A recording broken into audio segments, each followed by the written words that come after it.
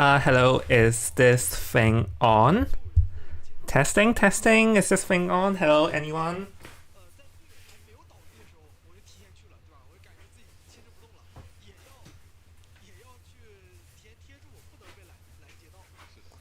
Well, it was a bit late, but alas, I made it here.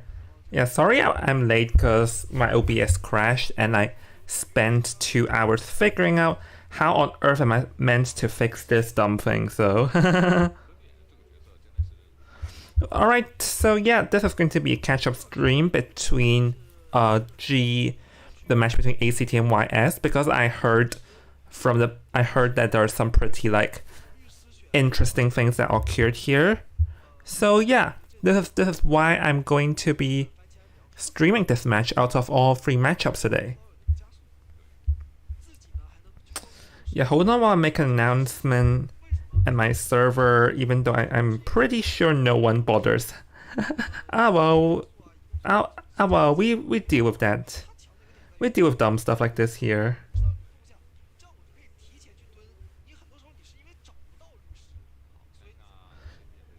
Yeah, yeah, after tonight I'll also have to finish up the videos, as I have a couple of videos.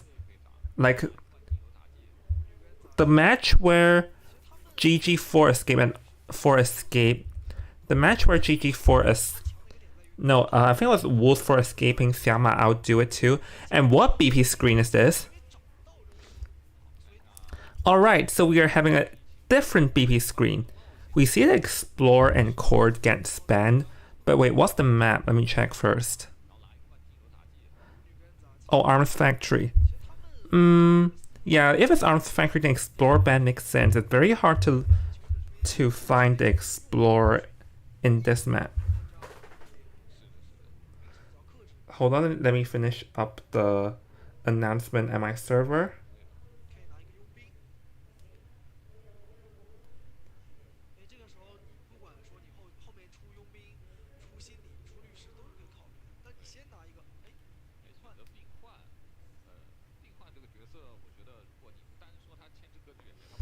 Alright. So female dancer and acrobat are the first 2. Patient is the third one and mercenary to finish it up. And oh, speaking of the Merc, there's some pretty interesting things, because I've just heard that they decided to do a balance change, and Merc is the one amongst everything that got balanced, so I'll get into that in a sec. Maybe after the finish of this catch-up. Anyways, we're seeing the female dancer, acrobat, patient, and the mercenary being picked here. Anyways, we're seeing the female dancer, acrobat, patient, and the mercenary being picked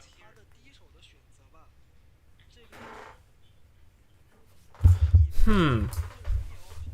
If that's the case, yeah, it's Arms Factory, so we're expecting opera singer. And I actually have something to say about this, because opera singer,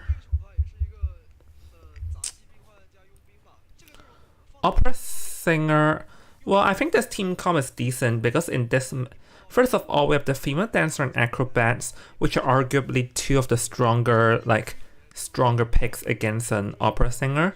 The patient will be fine in this map too, and because this map there are more closed palette areas, so the opera singer would definitely have a bit more of a struggle in this map comparing to all the other maps that we've seen so far. Yeah, I'll say Arms Factory and Sacred Heart Hospital are the 2 maps that the opera struggles the most at. And we're seeing the spawn mercenary, the center, patient, I think is the backgate, acrobat at the sandbags, and female dancer at the factory. So the opera singer will be spawning next to the patient to sort of lock the female dancer cipher, preventing her from decoding and forcing her to sort of run around the map more. Then if the patient would likely be taking the first kite, but as I've already said so many times by now, the patient does not work that well against an opera singer. but I think it would be inclined to work more because they're more closed off areas.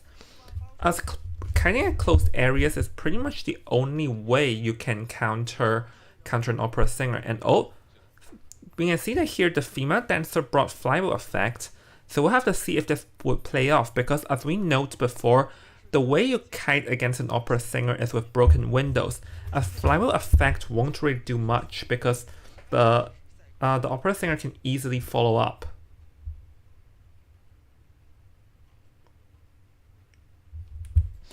Red Church.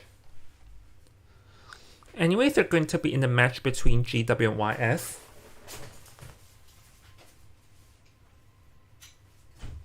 And honestly, YS is not like as a force to be reckoned with, because per my memory, they went into overtime against, I think it was GR, right? They went into overtime against GR, so they're not someone to be messed with. D here will be chasing after Eason, who has already kited at around the front gate here, but it's going to be instantly maneuvering his way over to the factory, which the female dancer probably set music boxes in advance. And yes, she did already, having a couple of slow music boxes, so this will force DDD here to break. DDD not going to break, wanting to predict where sorry about that. DDD like wanting to predict Eason at the pallet, but Eason was not there at all. And because the female dancer has dropped off 2 music boxes, so Eason can potentially like kite and loop around the factory for a very long time here. So D will have to be very careful and goes and chooses to teleport back, but Eason was nowhere near it. But thank goodness, with the help of the speed, D is able to catch up and is able to get a hit off Eason. And Eason will be using the hook now, but now because D has brought Blink here, so Eason will have to be very careful in how he positions himself, or he'll be down fast. But D is going to break the pallet, or rather the music boxes, doesn't want it to slow him down even further, and will be inching closer and closer towards Eason because he already used up all 3 hooks, so he won't be able to last for long here, and down he goes. Being a bit too slow in the hook just now costed him a free attack, so like while this is a near free Cypher kite, I felt like Eason's patient could definitely have kited for potentially longer amounts of time. So currently, the mercenary will be maneuvering his way over, and D not being able to locate which direction Fox is coming from, so can only like loop around, as Fox will be making a very long route, making sure that he can get close, and uses the apple pad to try go for a free hit, but this is a terror shock over there. Fox definitely got a bit too aggressive in that. This terror shock was completely avoidable, and now being a double down situation, this is not looking good for ACT at all, because even the patient, or never mind, the patient not being able to go for a rebound kite, so this is a double knockdown situation. Getting a terror shock against a single hit hunter is not something that you have wanted in any circumstances. So currently, DS with that double down, DS has positioned himself for a potential for 3 to 4K, because first of all, the survivors will have to make it very careful decisions if they want to save or not. Because like the opera singer has a very high potential in stuffing rescues, which is exactly what's happening now. Being able to cut off the female dancer in a very long range, and not being able to get the hit to because flywheel effect. But now D has committed to the female dancer a bit too much though, but is able to get the hit off the mercenary, and now as well as the patient. And it probably would have been better if he teleported back earlier, but regardless, like he still managed to get another down, and because the mercenary already exhausted his self-heal, and we are still seeing 3 cyphers remain, so as long as D can down the next survivor in a reasonable amount of time, it is going to be highly likely that it will be a 3 to 4K, as now he's able to find a mercenary and drop him down at the basement, so this will be a complete disaster for the survivors, because they still have 1 whole cipher and 1 partially decoded cipher, but the female dancer cannot leave this area right now. So the female dancer is going to be hiding nearby, and if D can bust the female dancer's location, then it will be game over for ACT. but D just still wandering around, seemingly not being able to find and wanting to play this safe. And because we can see from the long range is that currently the cipher progress is only around one half, which is not a lot. And D want like being aggressive here, wanting to find and finds the cipher at the center and it's gonna abnormal it. So this is going to further and further slow down the decoding speed on ACT's end. So currently, this is high likely this will be a 3 to a 4K situation we're talking about. Female dancer going for the rescue and dropping off the music box, but D can just easily break it and now attempt to get a hit off the mercenary. Though the mercenary does 2 more elbow pads to work with, female dancer blocking the hit, and Fox will be using the elbow pad to escape, and D will have to make a very careful decision on if he wants to chair or not. But nope. Yep, he's going to be chairing here, but this actually opens up a potential for the survivors to go for a tie now because the mercenary will be staying around this area while the acrobat will be completing a cipher at the center. D, knowing this, is going to be harassing Mam, who is at the center, and is able to get a hit off, but the mercenary can now also make a sneak hit, so D will have to make a decision very carefully, but chooses the TP back, but the mercenary did not drop down, and now this gives even more room for the acrobats to decode. So I think right now D will have to give up on camping the female dancer and fully commit onto the acrobat, or else the ciphers will be primed for good. Because if D continues to choose and camp here, then the ciphers will be primed and the survivors can potentially play for a tie, because D getting the hit and now choosing to harass the cipher, but it's actually might be a little too little too late, but nope, still enough in time to chase the acrobat off and abnormaling the cipher at the same time. So D definitely brought himself time, but for how long though? Because as we all know, the abnormal cipher would decrease the further it goes in the game, able to find the mercenary on the ground. So this is going to be a huge hit because earlier he hit the mercenary when rescuing. And as we recall, the mercenary is also dead on chair, so now we're approaching endgame with only 2 survivors remaining. So I think currently this is definitely going to be a 4K at this point because with Opera Singer's high mobility, and as the cipher being popped, we can see a drop will be heading towards the back gate while Mang will be kiting near the shack where the dungeon is at. But D actually chose us to teleport back? D thought that someone was at the front gate, but no one was there. So now this actually opens up a potential for both the acrobat and the female dancer to make it out towards the gate, and it seems highly likely this will be the case here. So now this is actually going to be a tie game.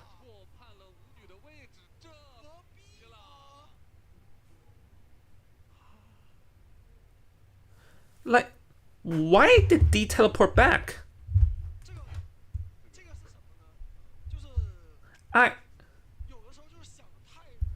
What? Why did D teleport back?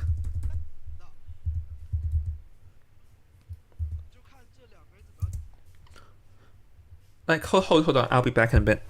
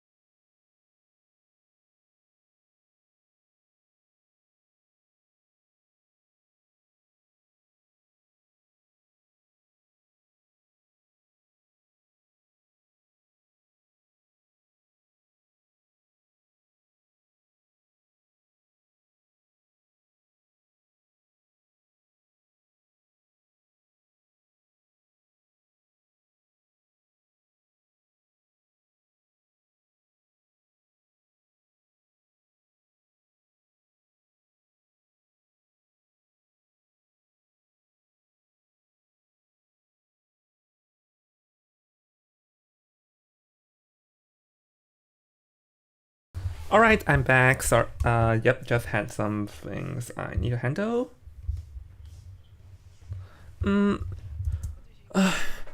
But I still don't understand why did D teleport away? Because the thing is that no one was at the back gate. Like even if he brought announcement, no one was at the back gate. He must have been a bit worried might have been worried on the acrobat, but teleporting to the front gate does nothing. So he sort of blew away the 3 to 4K here. Stuff like that happens, but yeah, that is a huge blunder on D's end. But let's move on to the next one. And I think there's something wrong with the BP screen, it seems like.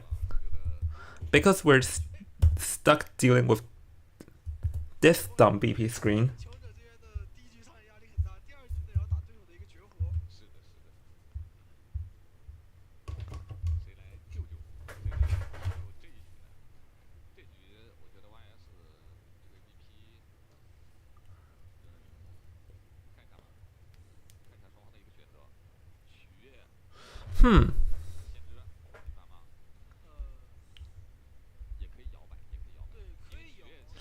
Alright, Perfumer Acrobat. Okay, no core, no anti-Perfumer Acrobat. It seems like everyone learned if taking a page out of MRC, as MRC has a strategy to use the Perfumer to counter the opera singer. So let's see if it's gonna play off on their favor now.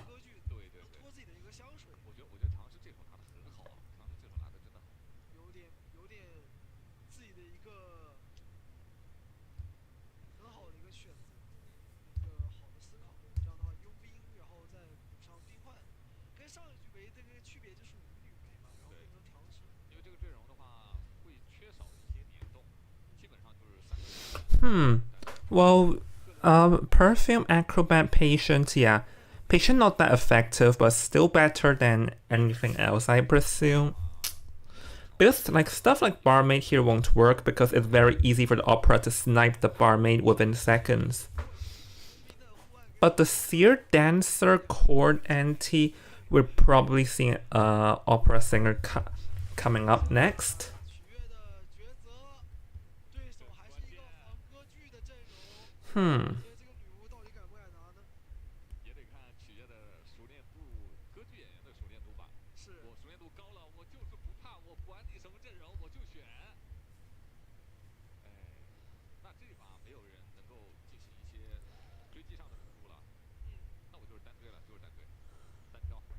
Yep, opera singer. So here, like the difference between this and now is that earlier we didn't see the perfumer.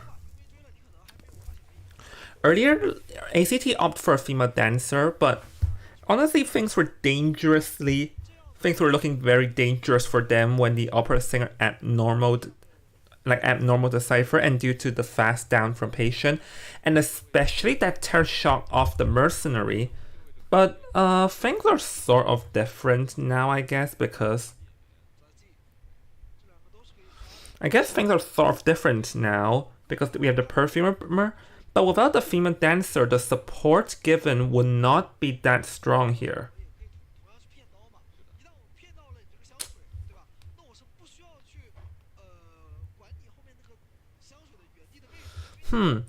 Okay, this is a flywheel effect detention opera singer as we expected. But the issue here is that this is more of a kiting approach, but it's less support orientated, which means that how this game ends up will be very, very dependent on each of the players, because they do not have a female dancer and stuff to like correct the course of a bad gameplay or something.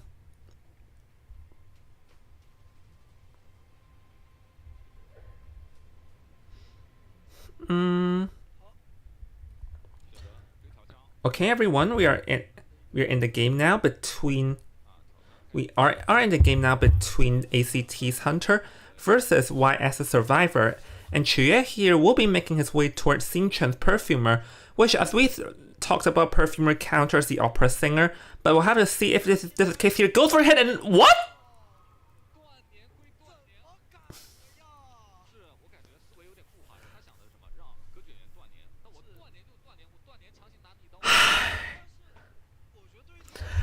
I swear, this game is... These people are trying to make me look like a complete joke here. Remember how I talked about Lawyer being able to guarantee a rescue in front of a bonbon and got stuffed, and I was talking about perfumer countering the opera singer, and this freaking happened. Like, I have no clue what on earth was Xin Chen thinking over there. Anyways, with that terror shock, this is only like even 1.5 ciphers. But we can see though, during this that actually Chuya like dragged the distance too far and allowed the mercenary to go for a free rescue. And this is actually a huge blunder on Chuya's end. Because I think originally they did not even plan to rescue, and Chuya wanted to go out to like try and harass the ciphers outside and sort of put himself in a better position, but doing so, it just gave all the animal needed for Lion to sneak a rescue, which was before half. So that was actually a very amazing rescue on Lion's end. But still, we are at the second chair, and currently we only have 2 ciphers in total. So in theory, it's still at favor on Chuya to get a 3 to 4k. But the optimal play for the survivors now is to have Lion hide nearby, but we can see that Chuya is not going to be caring about Lion going out trying to harass the ciphers before warping back. But this time we can see that Lion is nowhere close to the chair at all, so Chuya sort of like wasted a bit of time going back to camp, and now will be fully committing onto higher. But nope, actually, what the? Lion sneaking off another rescue here. Like, that actually was a very clutch rescue because I did not even see where the Lion was. Earlier, like, I was making a comment where there was no tinnitus, so I did not even know how on earth did Lion make it in time. I definitely have to review that, but now we can see Chuya doesn't know where Xin Chen went, so this is a complete, uttermost disaster for Chuya because he lost the person dead on chair, and now the perfumer has an opportunity to get healed up by his teammates. So all of a sudden, all that like terror shock early game is going to, like, the advantage Chuya gained from that early terror shock is completely void now because he cannot find the perfumer dead on chair, and he's just circling around the ruins where is the mercenary. And Chuya must have thought that the perfumer is still in the ruins here, but he does not know the perfumer is being healed outside. I have to give it to Lion because those were some very, very clutch rescues by using elbow pad to sneak in. And now we're talking about a near force cipher situation, and yes, the perfumer is dead on chair, but Chuya doesn't even know where she is. So this is all of a sudden from a very terrible start to a highly likely free escape situation for YS survivors here. But we can see that the perfumer actually had crows, so she definitely knows that is the perfumer, but she's back to full health, and now she can use all 3 of her perfumes. But we can see that even T is coming in for the block, so Chuya deciding to go back to higher now to try and guard the ciphers, but unless he can down the patient in like record time, I don't think this will have that much of an effect over here now. Honestly, I felt like Chuya just definitely got too overconfident both times. The first time it was still acceptable because he can just warp back. The second time he just like underestimated how far an elbow pad can like shift a survivor. I definitely have to check Lion's rescuing after this game, but now Chuya is just going to be keep on like going back and forth wanting to camp, but his time is getting more and more limited because now the survivors are starting a new cipher. So this means that no matter what Chuya does, there will always be one cipher that's fully complete. Yeah, Chue will be continue to be chasing after higher here, and is able to get the down, which is going to be the first chair. But the ciphers will be primed because the cipher at the shack is now like fully primed. So the best Chue can do now is to secure tie, which is possible because considering the survivors doesn't have a lot of items remaining, we can see that the mercenary will be the one in the mix. So if Chue can down the patient fast endgame, then he still has a chance to play for a tie, but nope, goes for the hit on the mercenary, and let's see what he'll do.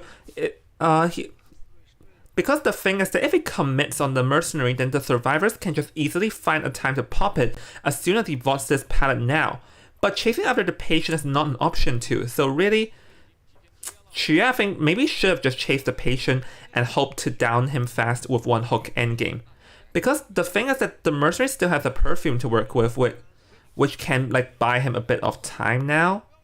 And gonna loop around, Lion just being Lion here, like not going down for a fight, and down he goes, but during this time, both gates are already done, so it seems that this will be a free man escape. Honestly, I don't even know what to say. Because the thing is that there was a huge blunder on Wise's survivor's side early game, and then like it just seems even more likely to be a 3-4K. Like it seems like it will like more likely to be a 3-4K from early game, but then just that clutch rescue that Chue did not expect ruined it. But I have to go back and check where was Lion at that time.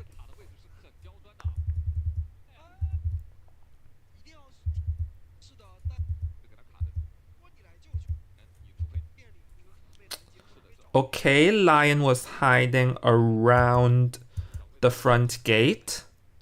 And then Chue dashed straight for the cipher at the center. And then warped back. But Lion... Oh, there was Tinnitus here. Tinnitus was gone. So Chue went out. But it was the moment when Chue went out was the same moment Lan elbow padded. And Lan purposely ran near the walls to ensure that Chue won't have tinnitus from this.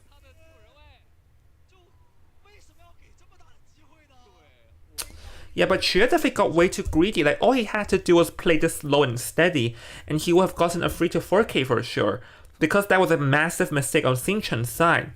But all because of that, like, all because of that, it went into something else. Like, both opera singers, both Chue and DDD could have gotten a 3-4K, but they both end up blowing into a tie and free escape respectively due to, like, questionable decisions on their end.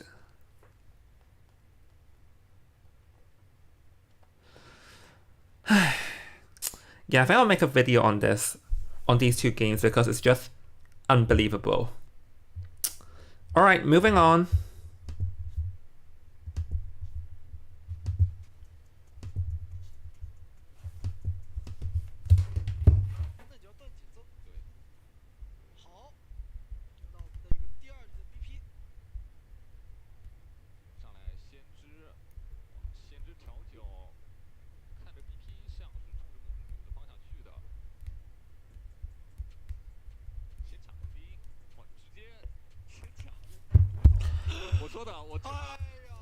Alright, we're back now, so Seer, yeah, now we're at BO2, let's see what map this is first.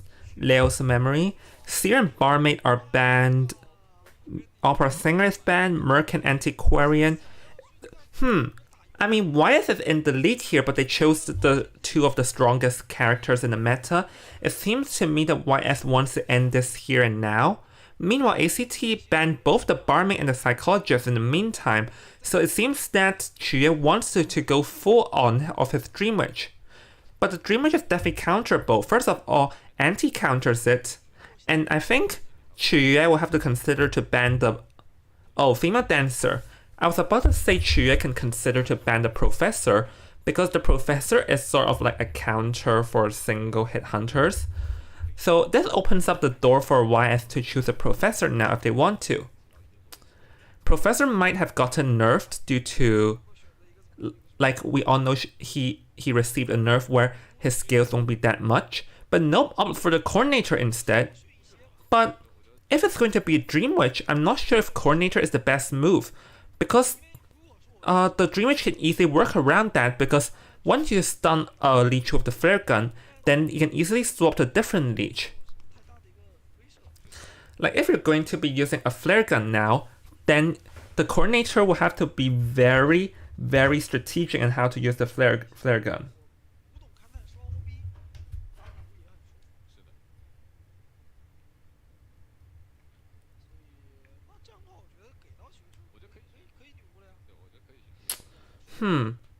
Let's see what we're up here. Oh, hi, Jockey. Sorry I missed you there. Hi, Jockey. Welcome to the stream.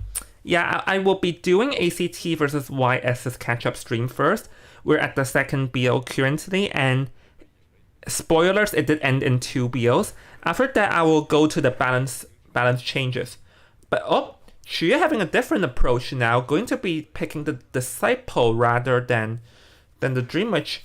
I feel like Dream Witch is playable in this situation though. Because the thing with picking Disciple now is that Disciple will struggle due to the fact that we have the Patient in play here. Because like once you have a cat, Patient can easily jump onto the 2-story. So I feel like the Disciple pick now is not necessarily the best move, because a Patient has a potential to ruin it over. And the coordinator's flare guns, I mean, if you can cat a coordinator, you can like silence their gun away. But this also guarantees that she will be able to pull off a rescue though. So we'll have to see how the Disciple plays off. Because first of all, this is not that good of a map for Disciple. Second of all, Patient counters it a bit. Third of all, Cord can like limit Disciple's effectiveness in camping unless the coordinator wants to bring the Disciple wants to bring excitement, which is not even the case here because we see Chiyue has brought Blink. So this means that the coordinator's flare gun will potentially have a high effect onto the Disciple. So we'll have to see how this plays out, because in terms of the global ban, YS expended 2 of the strongest characters in the meta here, which means that YS wants to end things in 2 rounds. And the only question here is that if they're able to do it or not.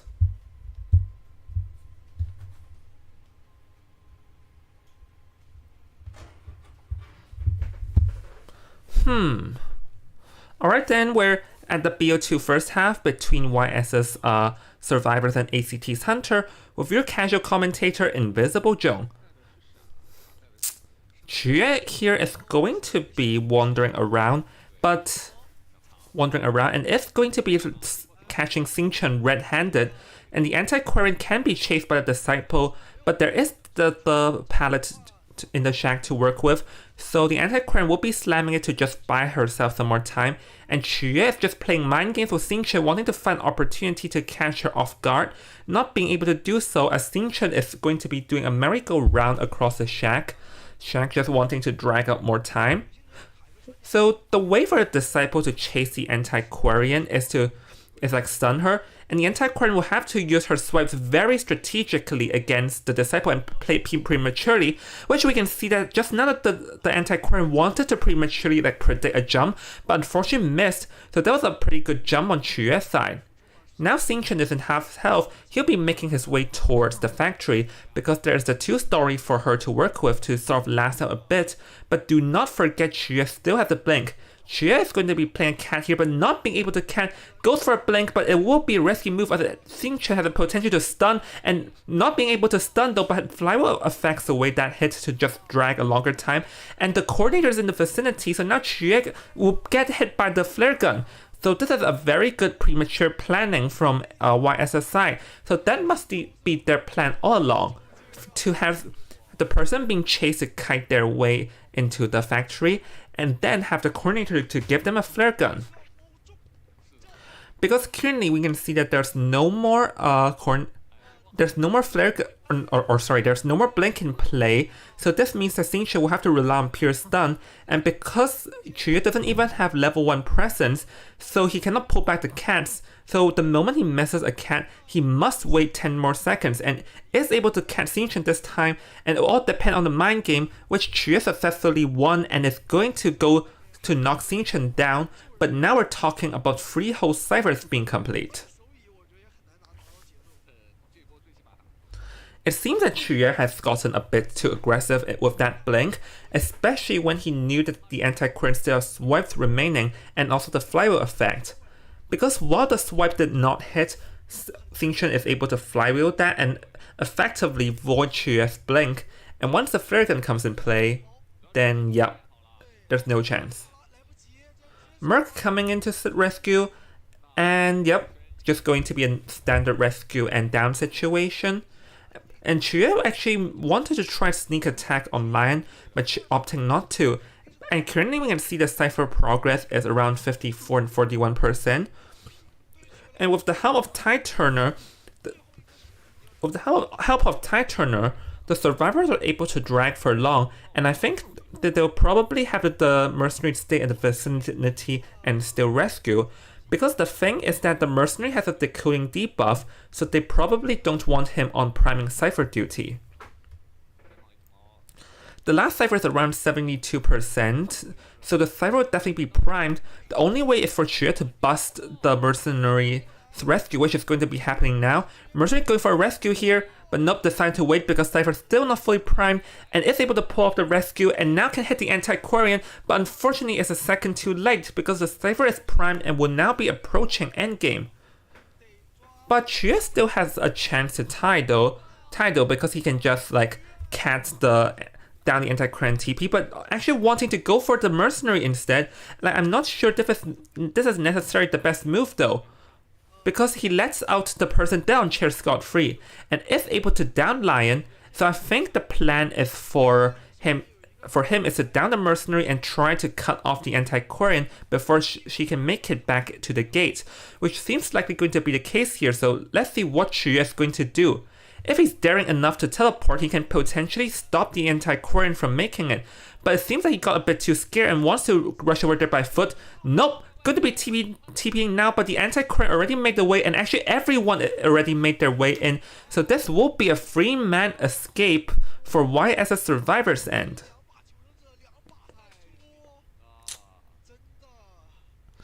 I'll say this. First of all, the aggressive blink did not work in the favor and was a risky thing to do considering that the anti-Quarian still swipes and the flywheel effect to work with. Like, with an aggressive blink and it wasn't voided, then yeah. The second thing is that Qu got a bit too, could have played a bit more aggressive. Because he chose to play it safe to just hang around and walk there, as he doesn't want the merc to get sneak rescued. But by doing so, he also gave away his only chance to go for a tie. So I feel like that was the unfortunate situation on Qu's end. With Qu being free escaped 2 times, so now actually ACT must get a free escape, or else all DDD needs to get is a tie and they'll win 2-0.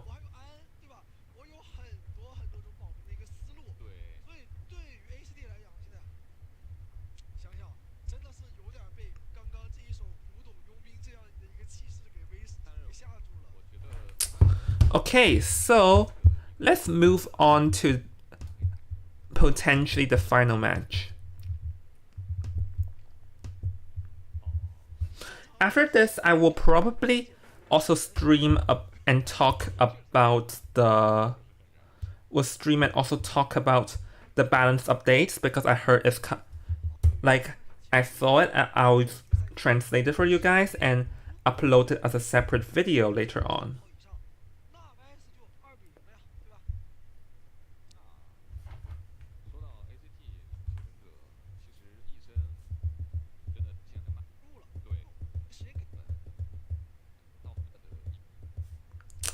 Okay, Seer and the Toy Merchant is banned, so it seems that YS doesn't want ACT to rely on the merchant. So no flying techniques, I guess, but this opens up them to choose a patient if they want to, but nope. Going for the Merchant Antiquarian because ACT must need a free escape, so they want the strongest survivors on any book here. So, yep, the patient will be banned. It seems that D announced that he wants to play a walking hunter because, like, Geisha is not afraid of the flying survivors, but not being played here. Priestess will be selected as the third character, and while Priestess is not too strong on this map, the Priestess still has the ability to reverse back bad games and a very high potential. And the high potential is what they need here. With Lawyer being banned, the last pick will be the Psychologist as a tankier character. And personally, I think characters such as the Female Dance... Oh, never mind, Female Dancer is perma-banned. I feel like Barmaid could have been better here as an assist. Or... maybe the Professor could have worked too. Because with the psychologist, then you want... The thing is that in games like these, you want to pick survivors with lots of items. And psychologist is a whiteboard once her empathy is gone. So I think in a game where they want to gamble a free escape, I'd say something like... I think they need to play a bit more aggressive though, because the psychologist is more like a safer type character than more of a free escaping character. So what would D be playing though? There's no opera singer, and he can also play the disciple too if he wants. Oh, goes for the Bloody Queen here. But Bloody Queen, the psychologist may give the BQ a bit of a hassle because she is guaranteed to tank at least 3 hits. And the Priestess also can give the Bloody Queen a hard time if it's in the factory. So I think, like, if ACT survivors wants to get a free escape, it will hinge on how well they're gonna utilize the factory, because most of the picks here are strong at the factory side.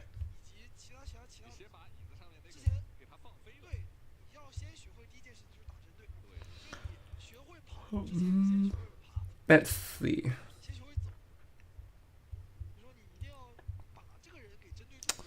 I think the best target for the Bloody Queen is to find the Priestess first, but the Priestess is already at a 2-story, so the Bloody Queen will have to be very careful in how she uses her mirrors there.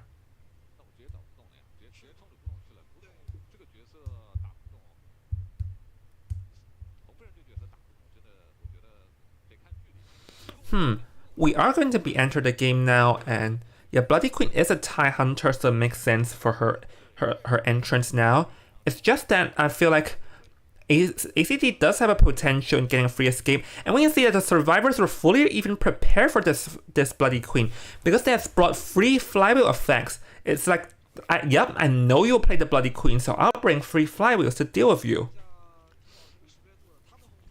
So if we're talking on personas alone, ACT completely have D's number here. So D will have to be very good with his mirrors if he wants to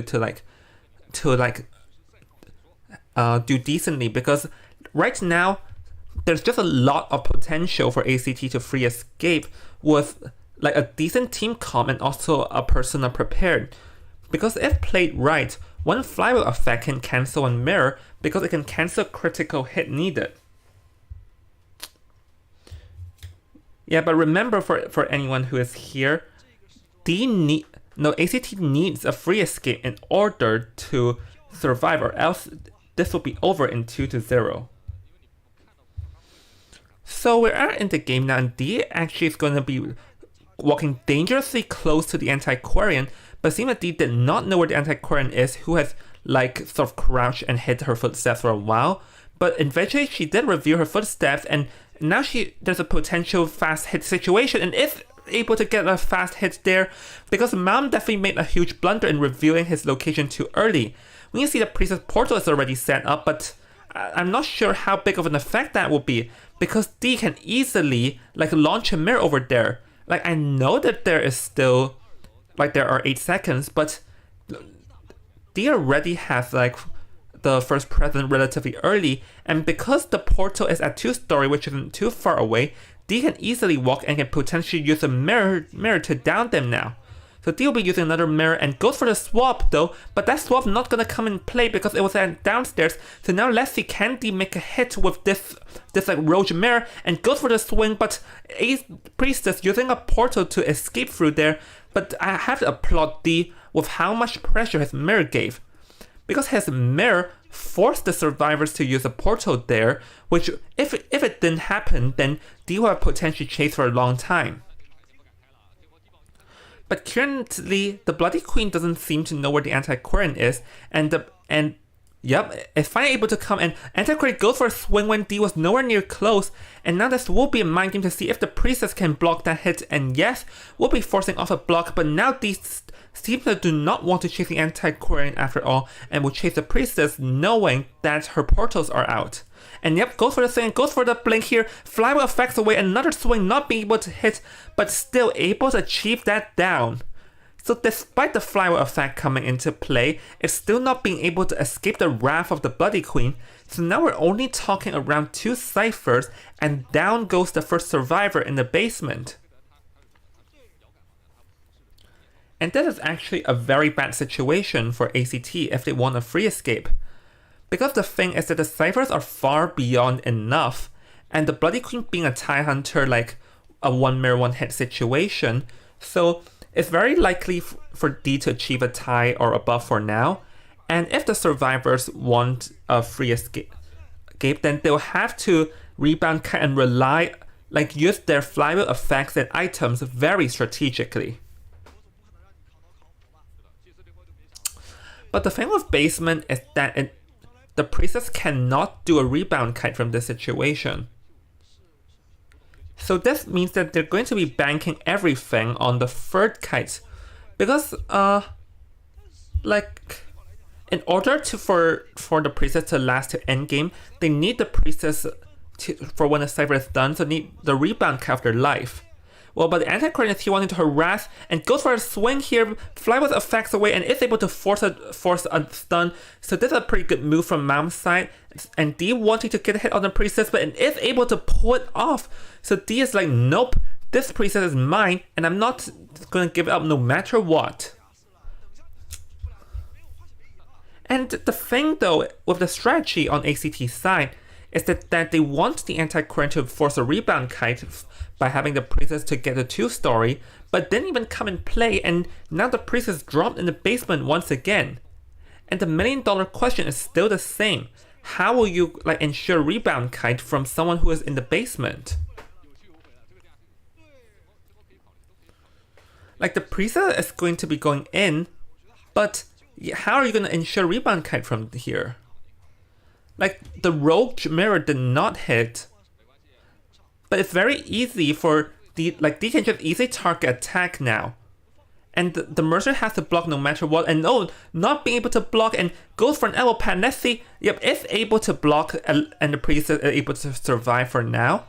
But the Priestess expended her flywheel effect, so now she only have her portals remaining to dodge the mirrors. Yep, down goes the mercenary, and the Priestess still in the vicinity, and another mirror. But yep, Psychologist being able to block the hit, and I think like D didn't try to commit to the Priestess, but if not being able to, he can also swap chairs. No matter what, also works. But with him still having blink, it's just easier for him to like get the down. And now with the elimination of the Priestess, there's a very, very likely chance that this will be a tie above, because we are approaching a 3-man endgame. And the thing is that in situations like this, the psychologist is very bad, as she has nothing for endgame, and the mercenary not being able to escape from the Bloody Queen is also getting hit now. So things are not looking good for the survivors at all, because the mercenary already expended self-heal. So that means that there's only the Psycho and the Antiquarian as the active survivors remaining.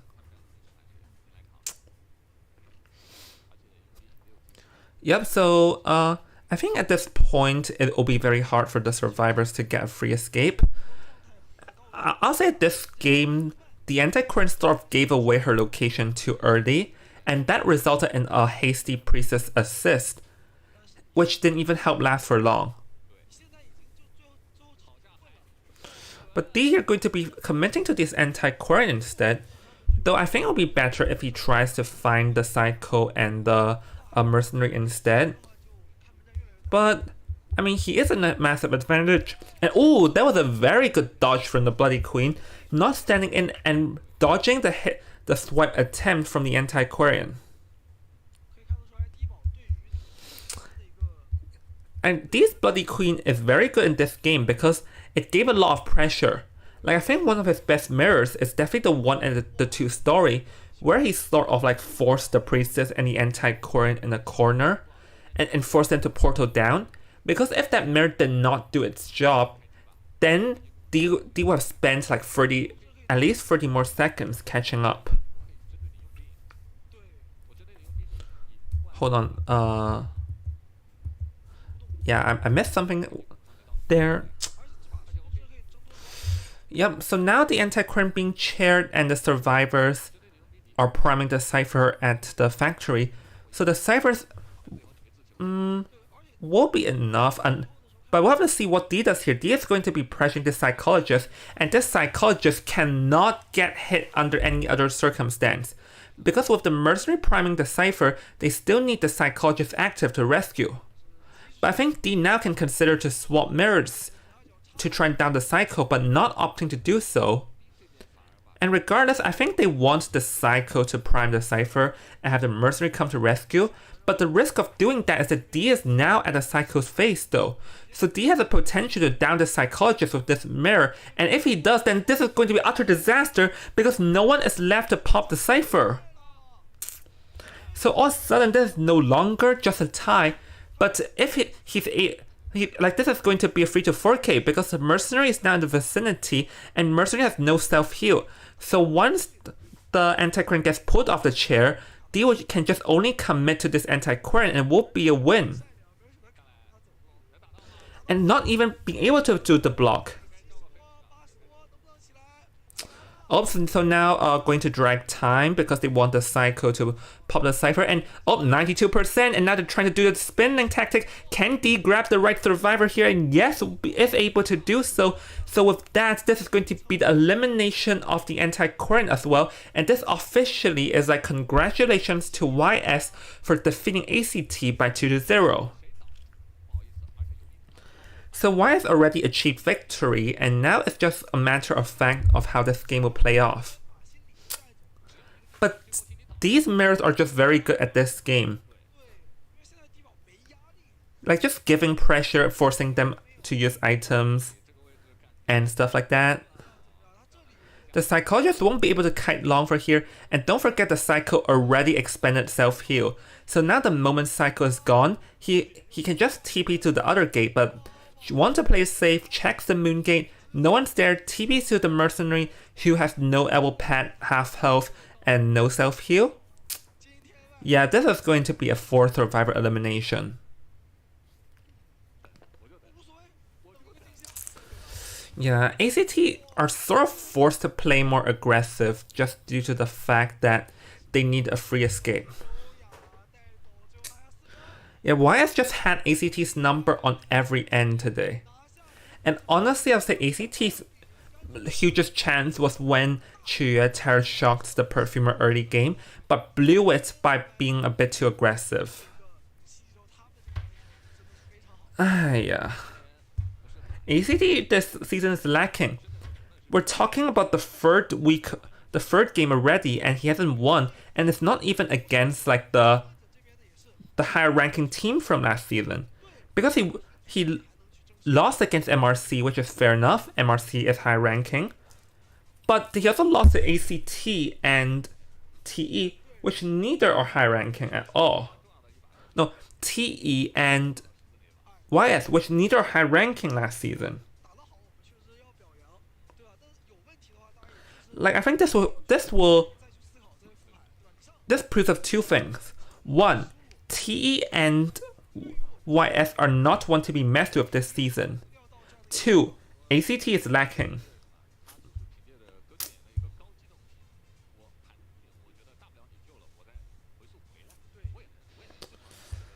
Yep.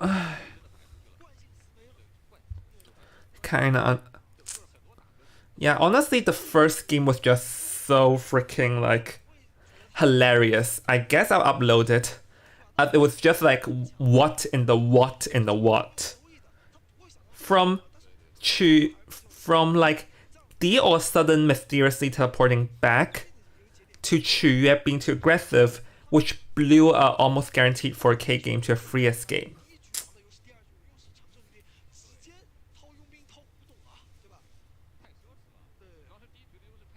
Okay, everyone. So let's move on to the Alright, everyone. Let's move on. Let's move on to the balance changes. I'll do the translation here, and I'll decide if I will use the translated version like now, or like upload the translated version as a new video now, or choosing to like make a separate video talking about it.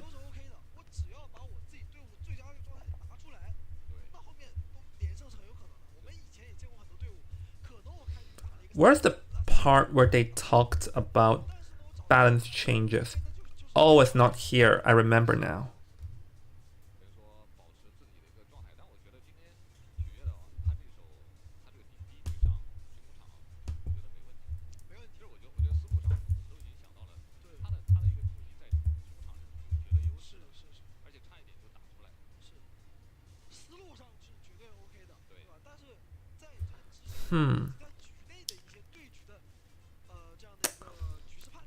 I cannot.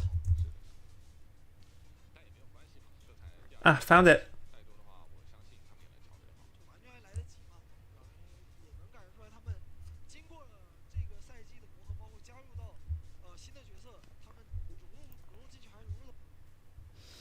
Alright, let's see what balance changes we're gonna have. Oh, hold on, let me move. Okay, let's see what balance changes we have here. Novelist removed his external factor, removed his like external trait. Oh, okay, I forgot the English name, so let me log into the game while I do that. Removed his external trait, like probably the one where you can like they're going to be removing the fact that you can swap perspectives with the hunter. Like, it has to happen though, because like if you want novelists to appear in IVL, then you will have to like change this, because like if you don't change it, then literally will have teams only have one person train kiting and have some, and just having the ability to kite for someone else is just plain like wrong in a competitor perspective. New external trait, 隐喻, you can use once at the start. Its effect is that you can use it to record the hunter's actions, and when you're at 13.5 meters near the hunter location, and when you're like within 13.5 meters of the hunter and you can observe their like face, then you can record the hunter. So same as before, you have to like see the hunter's face, and you have to be within 13.5 meters. And you can start to record the hunter. And I'll assume the recording speed is same as the novelist before. Once you recorded enough information, you can you can use the ability, you can like swap with the hunter. You can like swap positions with the hunter. That's interesting. You swap positions. So let's say you purposely enter a pallet, then you swap with the hunter and instantly slam them. I assume that's how you play with this effect. But you have to be within 10.1 meters to swap. Yeah, makes sense. It'll be broken if you can swap to like, if you can swap with anywhere in the map. So if it's this ability alone, I don't see much potential kiting wise apart from the like slamming pallet things. And let's see. Yeah, you can only swap close range. And if there are other free moving survivors within 12.6 meters of the hunter, then the ability, this ability will be swapped. The range for this ability will be shrunk to 6.8 meters. Okay, so going to be reducing its effectiveness when there's other one nearby. I guess that makes sense because I can imagine a lot of combos coming into play when like someone else is here. In fact, the one reason like people were annoyed with the novelist was because if he is there to protect someone else, then it's almost a forced swap chair situation, which people don't want. But swapping positions, the best combo I can see is really utilize it with the pallets or something. Or maybe even window vaults if you're protecting someone else. Because let's say the hunter vaulted back, you like vaulted out of the window and you stayed inside or rather I'll make this clear. Let's say the hunter's chasing a survivor A. Survivor A vaulted through the window, then the hunter follows it, but you stay nearby and then swap places with them, and they have to vault again, which is definitely gonna buy them some time. Every time you collect enough information, the time needed to collect information for the next use will be increased by 2 seconds, and it'll be 8 seconds in total. Yeah, just as like Novelist before, don't want people spamming it.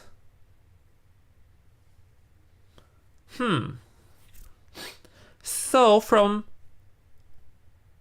what I'm seeing here is that the swapping positions will not be as strong as the swapping perspectives, so I guess that's why they gave you one free use. Because as a novelist, you do not have a free use currency. So with the changes of now, novelist is gonna have one free usage in exchange of this ability being weaker. And here, the other external trait, sympathy, it also gets changed because now you can no longer swap perspectives.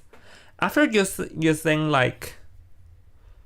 the swapping positions on the hunter, then the novelist gains a 50% speed buff for 2 seconds.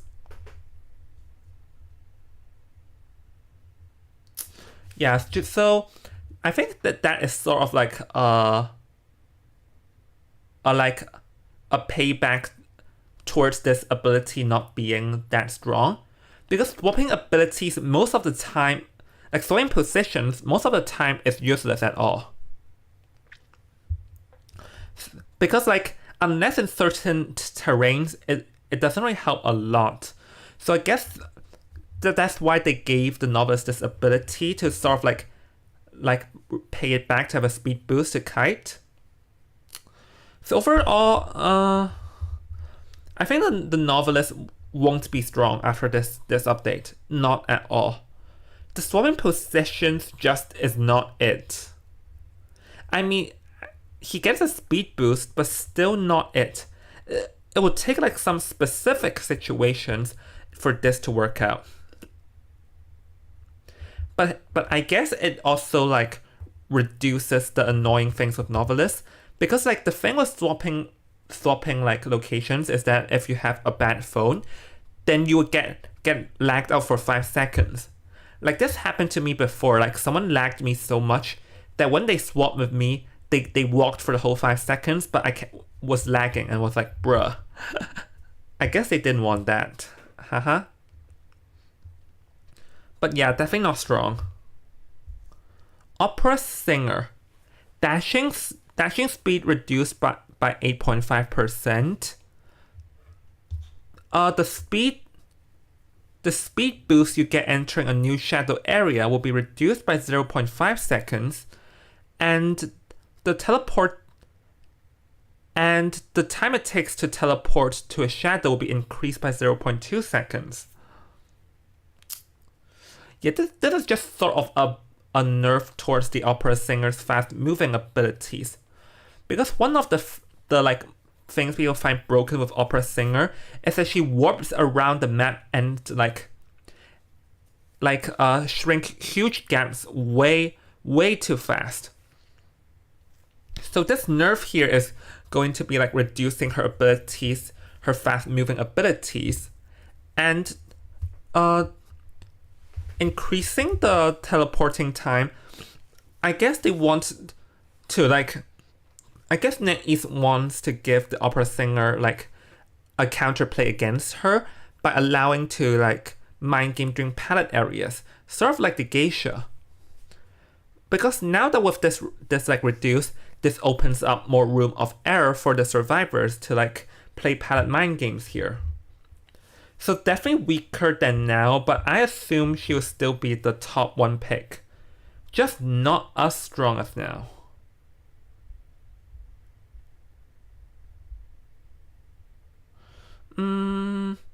Yeah, I think she will still be the number 1 pick on OVL, just not as broken as now.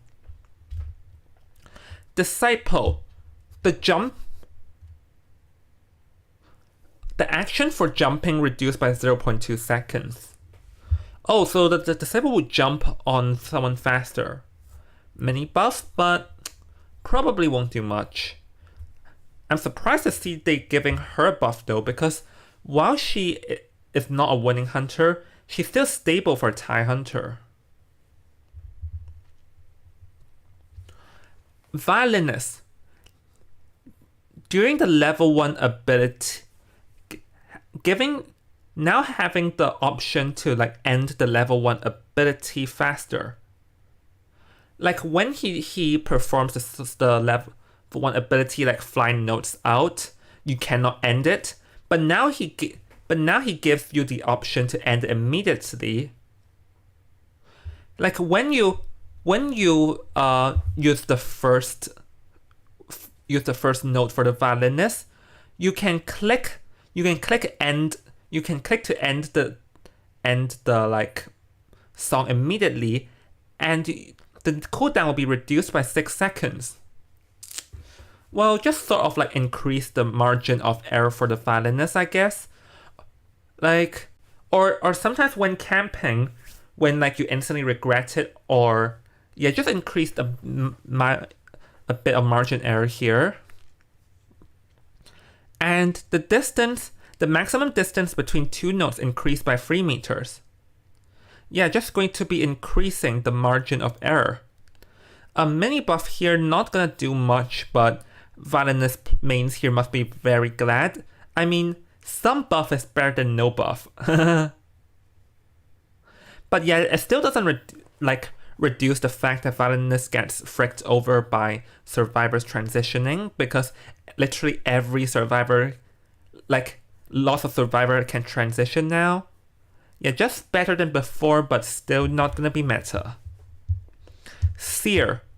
When the owl successfully blocks an attack for the teammates, the attack recovery for the hunter will be increased by 30%. What the? Huh.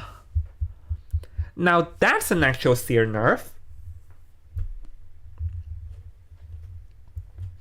So you're saying is that if I let out Seer and I chase his teammates, then if I hit the owl, then I can have a faster attack recovery, so I can easier like catch up towards the survivor. then actually now that this come in play, the hunter can hit the out depending on the situation. And certain hunters, such as the opera singer, can even easily let the seer out even more. The 30% is sort of the same deal as the journalist's fast attack recovery. So now the survivors will find it harder to transition, because the hunters can consider to hit the out straight away. I think while it doesn't reduce the fact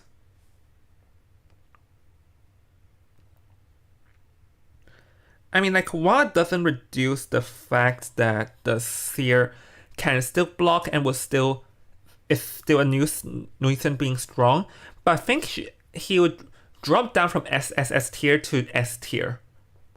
And in certain situations, you can really let the seer out depending on what hunter you're using. Because hunters that have fast attack recovery themselves would love this nerf. Who knows, maybe I can try letting out the seer as a Naiad main if something else annoys me even more. Mercenary. The external trait... Oh, the late 15 seconds damage in external trait is adjusted to 8 seconds. So basically what you're telling me is that before, a mercenary in half health after taking a hit needs 15 seconds to down. Now, it only takes 8 seconds to down. Well, this is a pretty heavy butcher towards the merc.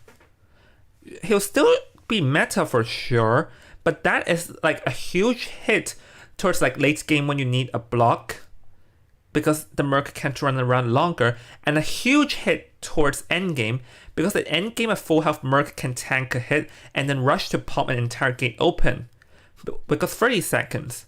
But now with this nerf, the mercenary cannot do that, because after getting hit, he only has 16 seconds remaining, so that means that he cannot pop an entire gate no matter the circumstances.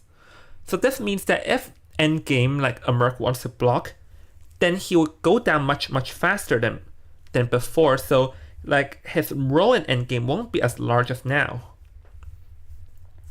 And another thing is that I imagine the mercenary can be chased now. One reason why chasing the merc is frowned upon is because even you get 2 hits really fast, you still have to wait for 30 seconds. But now at 16 seconds, that makes chasing the merc no longer that bad comparing to before. As long as the merc can tank 3 hits, he'll still be the number 1 rescuer, but I can see the merc player will be much, much vulnerable than before.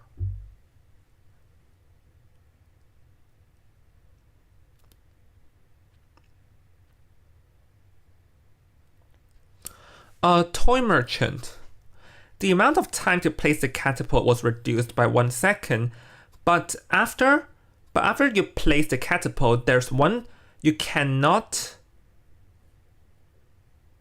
but 1 second after placing the catapult, you cannot launch through it or break it. So basically that... I think here, it's not it's not a buff. I think it's a buff towards the Toy Merchant, but not that much. Because as we know, when the Toy Merchant places a catapult, she'll stand still for a while. So I guess they wanted her to place down faster to give her more room of error to dodge attacks, or fly a hit. But this doesn't mean that it's a buff towards it that bad, because even though you placed, assuming before it's 4 seconds, now it's 3 seconds to place, but you still can only launch after 4 seconds. So in terms of the hunter, this doesn't mean that the Toy Merchant can escape through the catapult faster, but it does mean that the Toy Merchant has a 1 second opportunity to dodge your attack after placing the catapult.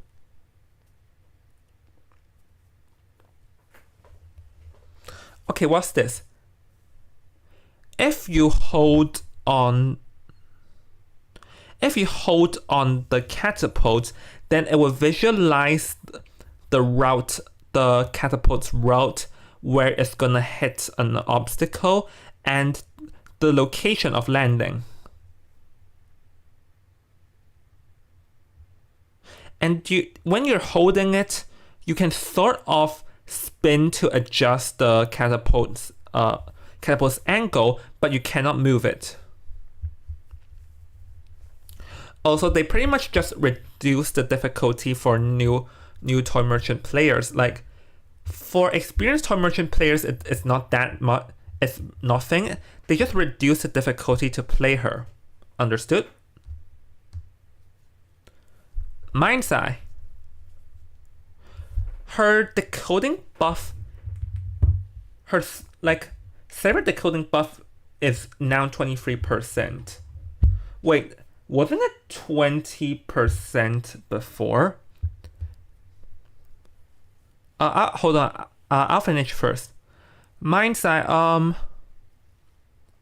her debuff, while her palette and window interaction speed debuff is 22%.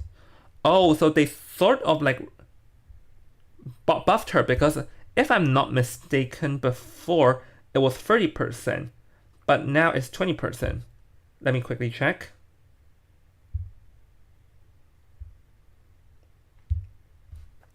Yeah, so pretty much they reduced the cipher decoding speed from 30 down to 23, but they also like increased her palette, like they sort of like reduced her debuff from 30 to 22. And her, let's see, her, by using her like cane, there's a new effect. When you're walking, the speed will be increased by 25%. And when you switch from walking or crouching back to running, your speed, you have a 30% speed boost and a 10% faster palette or like window palette or window vaulting, and this will last for 2%, and the cooldown is 55 seconds. So now they sort of gave Mind's Eye a kiting ability with the speed boost.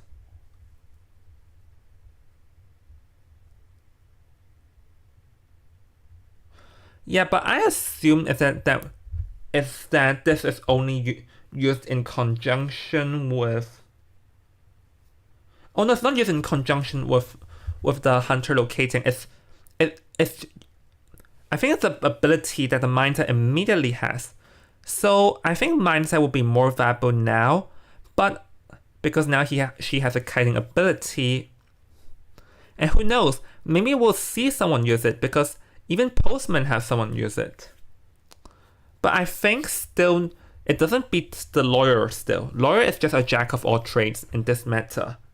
Like, we don't even see any other decoders apart from the Lawyer, because Lawyer can do everything. And like, this buff doesn't change the fact that Mind's Eye still has a huge debuff in her like vaulting speed. But Lawyer not having any consequence is just a whole different breed.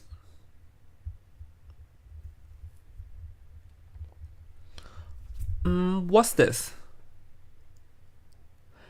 Characters who have like multiple percentage speed boosts, all percentage will be switched into first edition. Will be changed into edition. Let's see. So let's say a Lawyer gets a speed boost of 10% and 5%. So before, like, let's say it's that. If it's before, then the total amount of speed boost the Lawyer gets is 15.5%. But now it's only 15%.